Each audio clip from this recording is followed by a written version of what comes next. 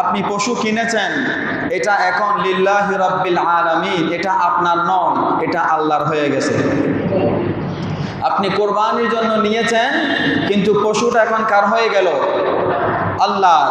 আমরা কোরবানির জন্য যখন কোনো পশু ক্রয় করি, আমাদের সমাজে একটা প্রচলিত হয়ে গেল যে আমি এত বড় একটা গরু নিছি কোরবানির জন্য, এত বড় একটা ছাগল নিছি, মানে যে যার থেকে যত বেশি পারে, যে যত বেশি দামি পশু নেয়, ওইটা নিয়ে গর্ব করে সবার সামনে বলে।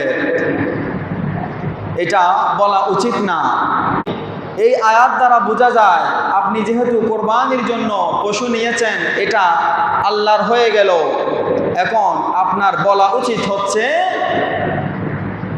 আমি কোরবানির হাদিয়ার জন্য একটা হাদিয়া নিলাম, আমি কোরবানির জন্য একটা এত টাকা দিয়ে একটা হাদিয়া নিলাম, আপনি এটা বলেন, এটা ঠিক আছে।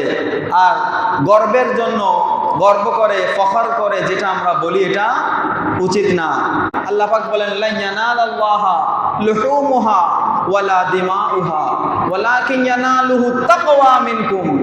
বান্দা যে কোরবানি দেয়, তার ওই পশুর রক্ত, গোশত, চামড়া কিছুই আমি আল্লাহর কাছে পৌঁছায় না, একটা জিনিস পৌঁছায়, সেটা কি? ইয়ানালুহু তাকওয়া মিনকুম। আমার বান্দার অন্তরে কি আছে? আমার বান্দা যে তাকওয়া অবলম্বন করেছে, আমি আল্লাহর মহাব্বতে কোরবানি দিয়েছে, আমার কাছে ওই তাকওয়াটা পৌঁছায়। তাহলে কোরবানি দিবেন, আপনার পকেটে কি আছে এটা দেখার দরকার নাই, আপনি আল্লাহর মহাব্বতে দেন, আপনার তাকওয়াটা আল্লাহর কাছে কাজে আসবে।